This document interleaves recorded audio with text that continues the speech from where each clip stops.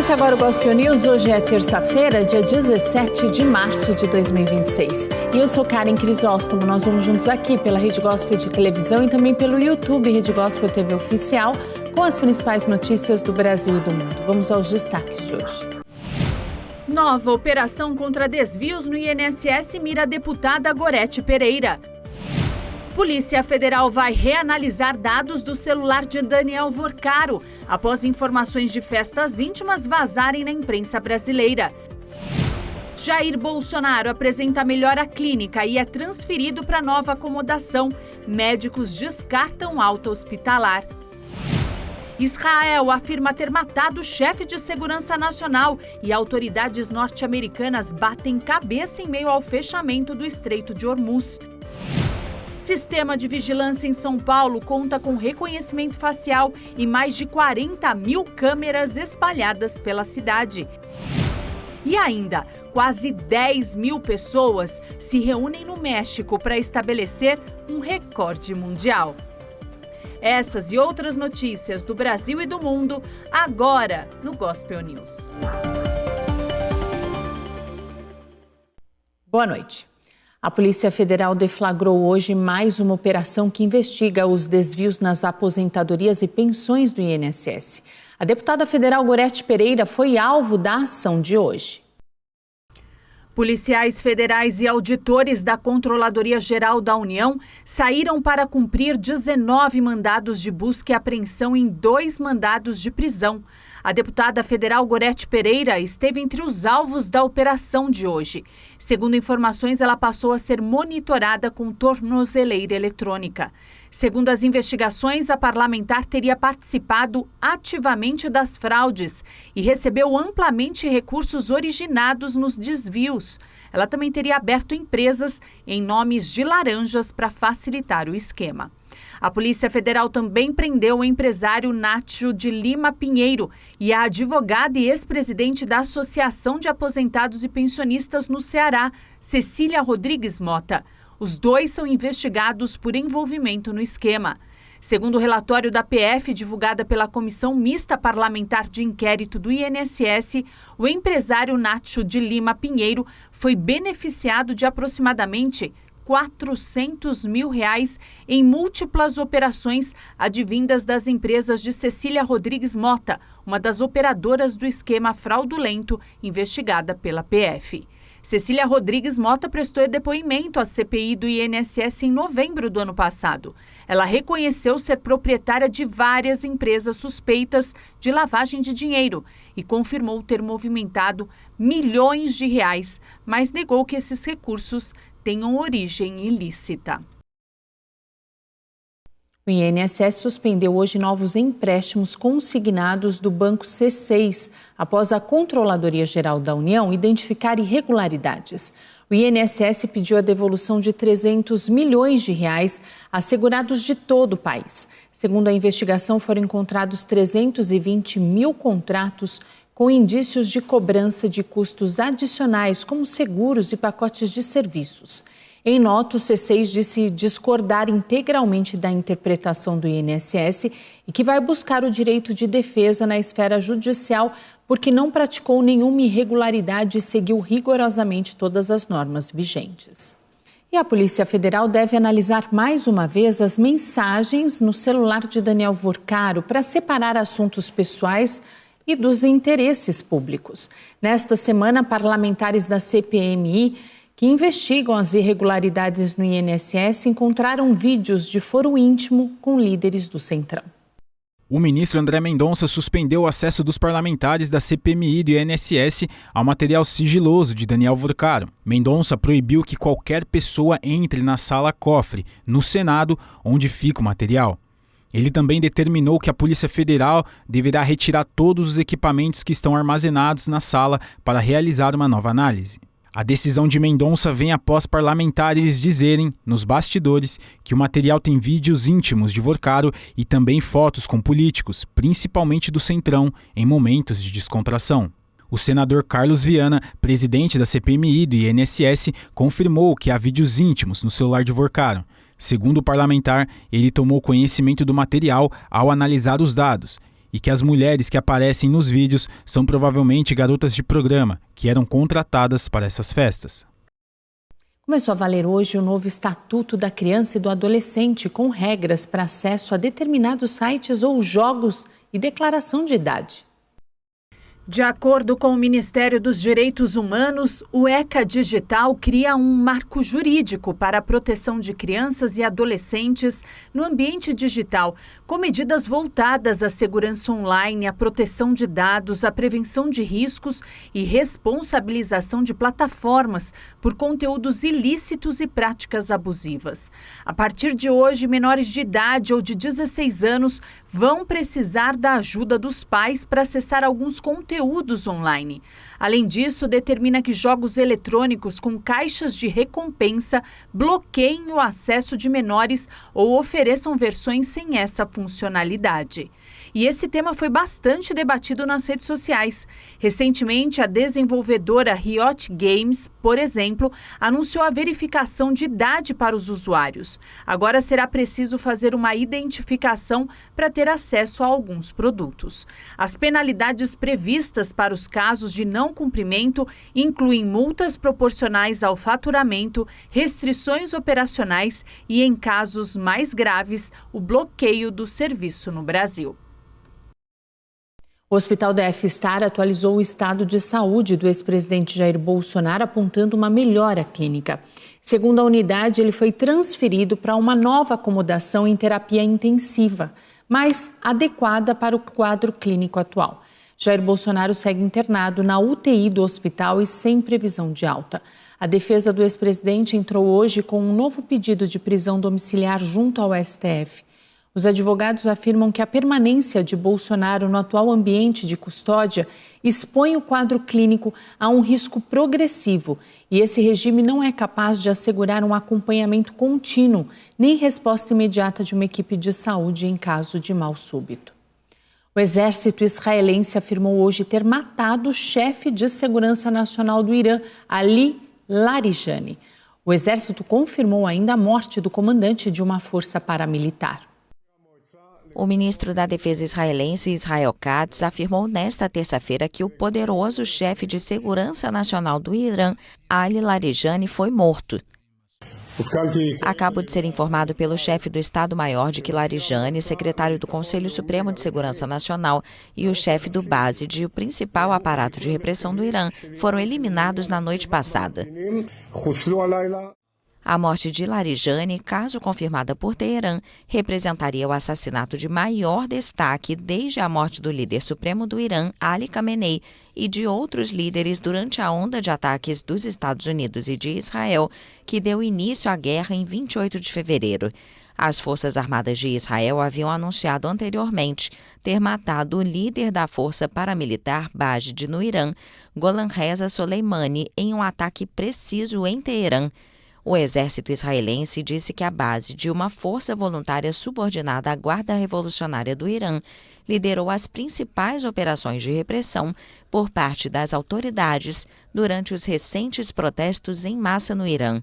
O gabinete do primeiro-ministro israelense Benjamin Netanyahu divulgou uma foto do premier ao telefone com a legenda: o primeiro-ministro Benjamin Netanyahu ordena a eliminação de figuras de alto escalão do regime iraniano. O assessor econômico da Casa Branca, Kevin Hassett, disse hoje que petroleiros estão começando a passar aos poucos pelo Estreito de Hormuz. O diretor do Centro Nacional de Contra-Terrorismo dos Estados Unidos, Joe Kent, anunciou a renúncia pelas redes sociais e criticou a ofensiva de Trump no Oriente Médio. Joseph Kent entregou o cargo nesta terça-feira porque não concorda com a guerra contra o Irã. Em uma carta para Donald Trump, ele disse que, em sã consciência, não pode apoiar a guerra em curso. Ele afirmou ainda que o Irã não representava uma ameaça iminente ao país e que o conflito só começou por conta da pressão de Israel.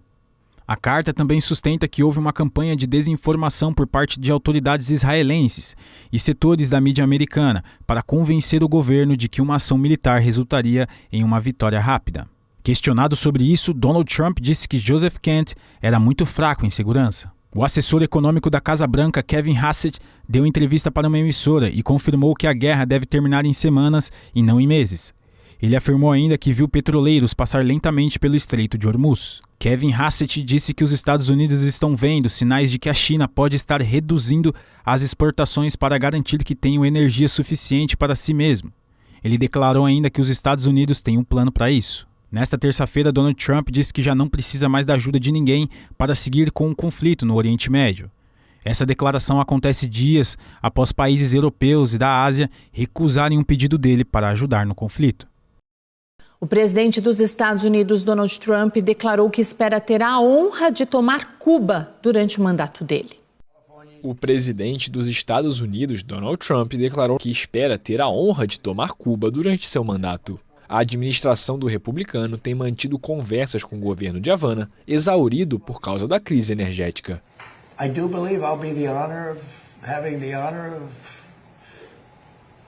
Eu realmente acredito que terei a honra de tomar Cuba de alguma forma. Quero dizer, libertá-la ou conquistá-la. Acho que posso fazer o que quiser, para falar a verdade. É uma nação muito fragilizada neste momento.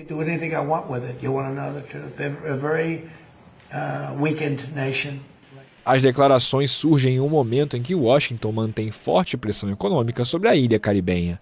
O presidente cubano Miguel Díaz-Canel reconheceu na sexta-feira passada que os dois governos têm mantido conversações. Os Estados Unidos mantêm um embargo quase total às entregas de petróleo bruto para a ilha e alertaram que podem impor sanções a países fornecedores de petróleo, considerando o governo comunista uma ameaça. A escassez de combustível causou apagões generalizados em diversas regiões do país, agravando a crise que a nação caribenha enfrenta. De acordo com a Companhia Elétrica Nacional, o problema voltou a afetar a ilha de forma generalizada nesta segunda-feira. A geração de eletricidade em Cuba depende de uma rede de usinas termoelétricas antigas, algumas com mais de 40 anos. A ilha de 9,6 milhões de habitantes sofreu diversos apagões generalizados desde o final de 2014. O governo do Afeganistão acusou o Paquistão de matar 400 civis em um ataque a Cabul. 200 pessoas ficaram feridas. O governo do Afeganistão acusou o Paquistão de matar centenas de civis em um ataque aéreo à capital Cabul, que, segundo as autoridades, atingiu um centro de tratamento para dependentes químicos. Jornalistas relataram várias explosões fortes, pouco depois de aeronaves militares sobrevoarem a área. Nas horas seguintes, vários corpos foram encontrados no centro da cidade, enquanto equipes médicas evacuavam os feridos para diversos hospitais. Este foi um dos ataques mais mortais registrados na capital nos últimos meses. O governo talibã denunciou a ofensiva, alegando que ela atingiu instalações civis, incluindo um centro de reabilitação, e classificou o bombardeio como um ato desumano. Já o Paquistão afirmou que suas forças armadas atacaram instalações militares e infraestrutura que apoiam o terrorismo, tanto em Cabul quanto na província oriental de Nangarhar, e negou ter causado quaisquer baixas civis. A escalada ocorre após meses de tensões entre os dois países. Islamabad acusa o Afeganistão de abrigar combatentes do Talibã paquistanês, responsáveis por ataques mortais em seu território, o que Cabul rejeita. Os confrontos se intensificaram em outubro, deixando dezenas de mortos, e reacenderam no final de fevereiro, quando o Paquistão chegou a falar em uma guerra aberta. O ministro da Informação do Paquistão disse hoje que as acusações são completamente infundadas. Segundo ele, nenhum hospital, centro de reabilitação ou instalação civil foi alvo de ataques. Ele disse ainda que o país realizou 6 ataques precisos e profissionais. E no próximo bloco, o Partido dos Trabalhadores lança Fernando Haddad ao governo de São Paulo na próxima sexta-feira. E os detalhes do sistema de vigilância em São Paulo, que conta com um reconhecimento facial.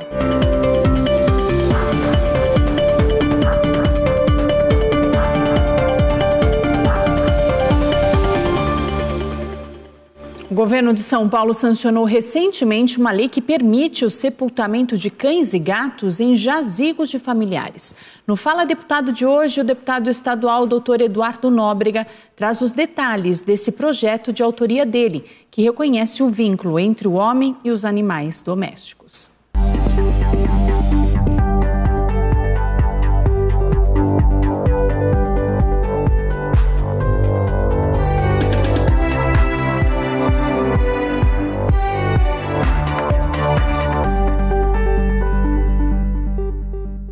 Fala pessoal, aqui é o deputado estadual Eduardo Nóbrega. É uma alegria falar com você na Rede Gospel. Hoje eu quero compartilhar uma conquista muito importante para a causa animal no nosso estado. O governador Tarcísio de Freitas sancionou a Lei Bob Coveiro, um projeto de minha autoria que garante o direito ao sepultamento digno de cães e gatos em jazigos familiares. Essa iniciativa ganhou grande repercussão em todo o país. A notícia foi destaque em diversos veículos de imprensa. Foi noticiada aqui, na Rede Gospel de televisão. Repercutiu em centenas de portais pelo Brasil e chegou até ao programa fantástico da TV Globo. Quem já perdeu um pet sabe que não se trata apenas de um animal. Ele faz parte da família, participa da rotina da casa e cria um vínculo de amor muito forte com os seus tutores. Essa lei nasce justamente para reconhecer esse vínculo e trazer mais respeito e dignidade no momento da despedida. Além do aspecto emocional, a lei também ajuda a enfrentar um problema que muitas famílias enfrentavam: o alto custo da cremação de animais. Em alguns casos, poucas empresas dominavam esse serviço e cobravam valores muito elevados. Outro ponto importante é a proteção ao meio ambiente. Muitas vezes, sem ter uma alternativa adequada, algumas pessoas acabam fazendo o descarte irregular. Isso pode causar contaminação e, inclusive, fazer com que o próprio tutor responda por crime ambiental. A lei vem justamente para evitar esse tipo de situação, oferecendo um caminho digno, legal e ambientalmente correto. Agora, o próximo passo é que os municípios regulamentem essa lei, para que ela possa ser aplicada na prática em todo o estado de São Paulo. Então eu quero fazer um pedido para você que está nos assistindo agora. Pega o celular aí, entra no meu Instagram, @DrEduardoNóbrega. Veja o vídeo fixado sobre a Lei Bob Coveiro e marca lá o prefeito e os vereadores da cidade. Assim, essa informação chega até as autoridades do seu município e essa lei pode ser regulamentada para passar a valer também aí na sua cidade. Aproveita e já me segue no Instagram, @DrEduardoNóbrega. Lá eu mostro o dia a dia do mandato e o trabalho que estamos fazendo por você. Meu gabinete também está de portas abertas na Assembleia Legislativa do Estado de São Paulo. Se preferir, pode chamar no WhatsApp 11 95875 6545. Lá você conversa comigo e manda a sua opinião. Vamos caminhar juntos. Te espero.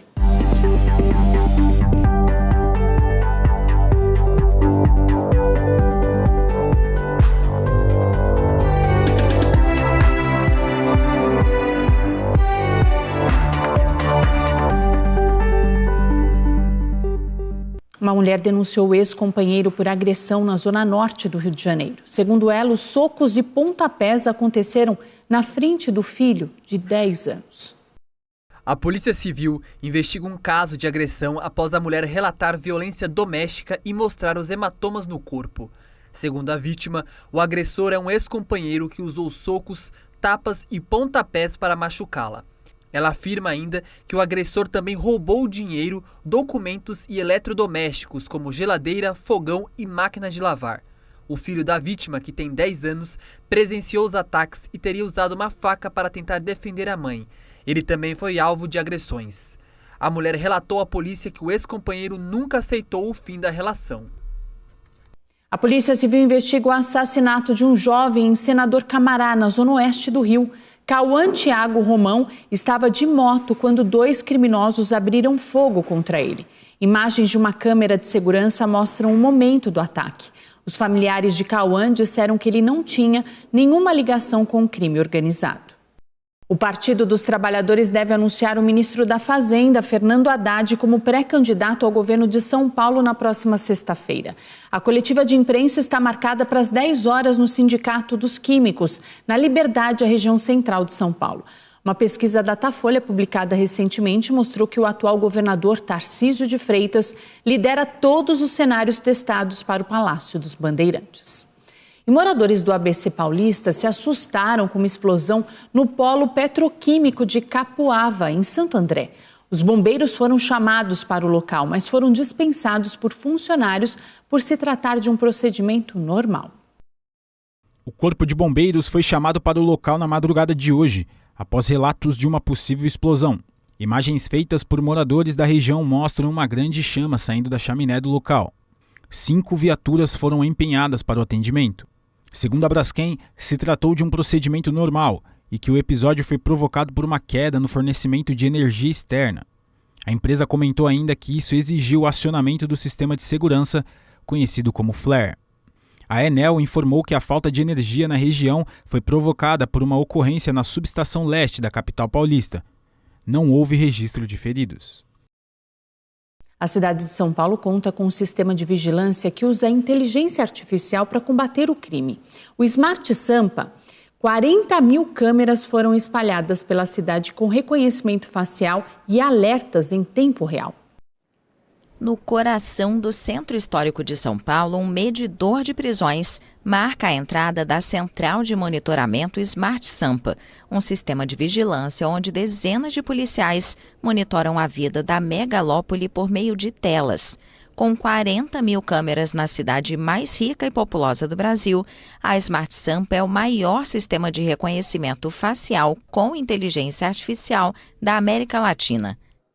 O Smart Sampa é uma central de monitoramento que tem 5 serviços fundamentais: reconhecimento facial de procurados pela justiça, reconhecimento facial de desaparecidos, flagrantes, reconhecimentos de placas e o atendimento a mulheres vítimas de violência.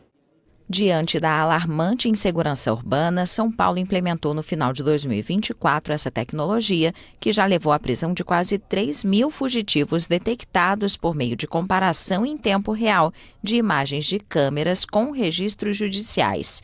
Também prendeu quase 4 mil pessoas flagradas cometendo crimes. Mas o programa de vigilância pública apresenta uma margem de erro considerável. Relatórios oficiais de transparência analisados mostram que mais de 8% das pessoas presas no primeiro ano, após serem identificadas como fugitivas pelo programa, tiveram que ser liberadas por erros. Pelo menos 59 detidos foram liberados porque o sistema os confundiu com outros cidadãos. Estudos em diversos países sugerem que o reconhecimento facial por IA tende a cometer mais erros com pessoas negras.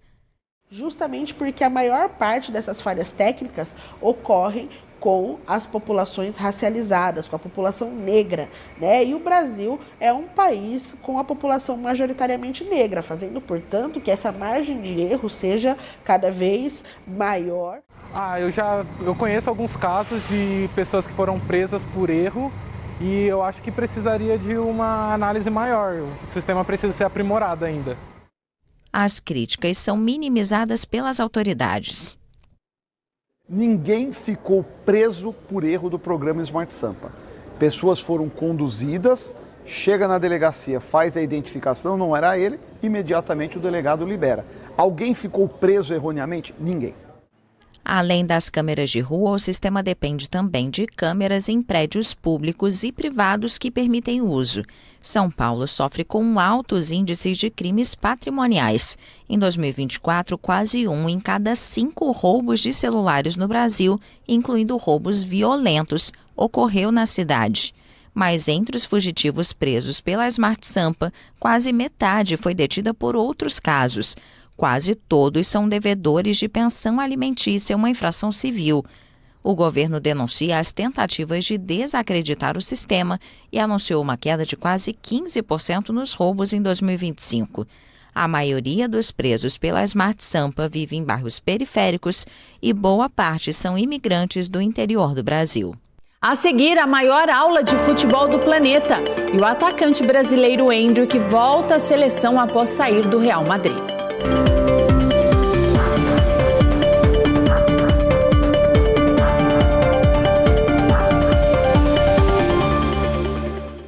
Três adolescentes entraram com uma ação coletiva nos Estados Unidos contra a empresa de inteligência artificial de Elon Musk por conta da criação de imagens pornográficas delas. Uma das autoras da ação disse ter pesadelos recorrentes e uma outra afirmou estar tomando remédio para dormir. De acordo com a denúncia, a empresa projetou deliberadamente o Grok para produzir conteúdo sexual explícito com fins lucrativos. Um estudo recente mostrou que a inteligência artificial gerou cerca de 3 milhões de imagens sexualizadas em 11 dias e que 23 mil representavam menores de idade. E olha só, o bailarino brasileiro David Motta vai interpretar uma das maiores figuras da história do balé nesta semana, em Berlim, na capital da Alemanha. Um balé sobre a vida do lendário bailarino nascido na União Soviética, Rudolf Nureyev, proibido na Rússia por conter propaganda gay, vai ganhar uma nova vida em Berlim nesta semana. O brasileiro David Motta foi um dos escalados para interpretar o homem amplamente considerado o principal bailarino do século XX, que fugiu de seu país para a França em 1961 e morreu lá em 1993 devido a complicações da AIDS. To try to play Nureyev is, I think it's quite impossible because he is not just Tentar interpretar Nureyev eu acho que é praticamente impossível, porque ele não é apenas uma estrela do balé. Ele é uma figura, uma pessoa muito poderosa, foi.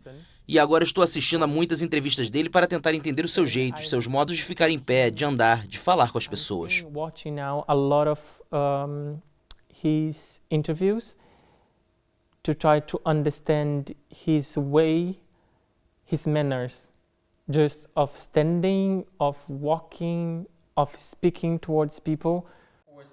David, que já foi solista do lendário Teatro Bolshoi, deixou a Rússia logo após o início da guerra com a Ucrânia, temendo o fechamento das fronteiras, um movimento seguido por outros estrangeiros da companhia.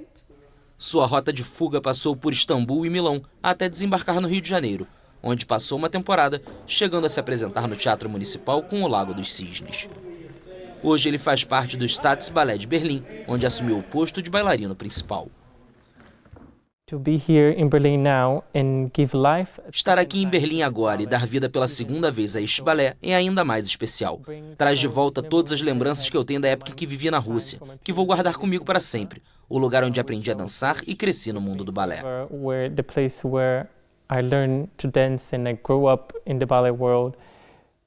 O balé Nureyev, criado por Kirill Serebrennikov, estreou na Rússia em 2017. Mas 6 anos depois, após o endurecimento das leis anti-LGBTQ na Rússia, foi banido devido à sua representação aberta de relacionamentos entre pessoas do mesmo sexo. O diretor de cinema e teatro é um entre dezenas de milhares de russos que fugiram para Berlim desde 2022, ano em que a guerra na Ucrânia eclodiu, o que fez da cidade a capital não oficial da oposição russa. A principal praça da Cidade do México se transformou em um gigantesco campo de futebol, com mais de 9.500 pessoas reunidas para estabelecer um recorde mundial, a maior aula de futebol do planeta.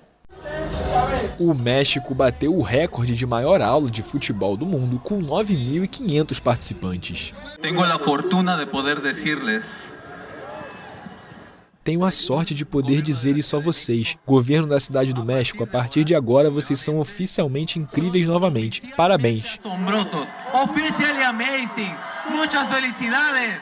O Zócalo, a praça principal da Cidade do México, foi transformada em um gigantesco campo de futebol no domingo, que também formou uma enorme bandeira mexicana, graças aos bonés nas cores nacionais usados pelos participantes. Hoy rompimos este gran récord Guinness! E nos reunimos. Hoje quebramos este grande recorde mundial do Guinness e mais de 9.000 pessoas se reuniram aqui e demonstraram que quando a cidade se une, somos capazes de realizar o extraordinário. Somos capazes de lograr o extraordinário. A gigantesca aula foi organizada pelas autoridades da Cidade do México em meio à febre do futebol que toma conta do país, a menos de 100 dias do início da Copa do Mundo. Sempre fomos fãs de futebol, gostamos muito e é uma ótima iniciativa realizar esse tipo de evento para incentivar jovens a se envolverem com o esporte. O recorde a ser batido era de 1.038 participantes e foi superado por uma grande diferença na Cidade do México, onde a Copa do Mundo, co-organizada com os Estados Unidos e o Canadá, terá início em 11 de junho. O jovem atacante Endrick voltou a brilhar no futebol após se transferir para o Lyon da França. O resultado? Convocação para os amistosos contra a França e a Croácia. O técnico Carlo Ancelotti anunciou nesta segunda-feira a última convocação da seleção brasileira antes de definir a lista para a Copa do Mundo de 2026. O atacante Neymar do Santos ficou de fora do grupo de 26 jogadores para os amistosos, com França e Croácia no final do mês, nos Estados Unidos. Se ele pode chegar durante a Copa do Mundo 100%, obviamente Neymar pode estar. ¿Por qué no he chamado Neymar en esta convocação? Porque não está agora 100%, é preciso jogadores a 100%. Então, Neymar tem que seguir trabalhando, jogando, mostrar suas qualidades e uma boa condição física. Endrick, de 19 anos, atualmente no Lyon, foi chamado pela primeira vez por Ancelotti, o treinador que o comandava quando estreou no Real Madrid. Na convocação, o técnico italiano falou sobre as expectativas para os dois amistosos. Agora, temos que conhecer nosso nível contra o equipo europeu do nível mais alto. França, com uma qualidade extraordinaria. Croacia, que también tiene experiencia en la Copa del Mundo, un equipo muy difícil para el Brasil en los últimos mundiales, entonces un equipo que temos que respeitar. O Brasil enfrenta a França no dia 26 no Gillette Stadium em Boston. A partida com a Croácia vai ser disputada em Orlando no Camping World Stadium. Chapecoense e Grêmio fecharam a sexta rodada do Campeonato Brasileiro. Walter Clar abriu o placar de pênalti para os donos da casa e o empate do Grêmio saiu ainda no primeiro tempo. O goleiro da Chapecoense saiu mal em uma cobrança de escanteio e Juan Nardoni só empurrou para o fundo do gol. E o Gospel News desta terça-feira fica por aqui. A todos vocês uma ótima noite. Amanhã, a partir das 7, estamos de volta com as principais notícias do Brasil e do mundo. E até lá, você fica muito bem informado no YouTube, Rede Gospel TV Oficial, e também no Spotify Gospel News em 3 minutos. Uma boa noite a todos vocês e até amanhã.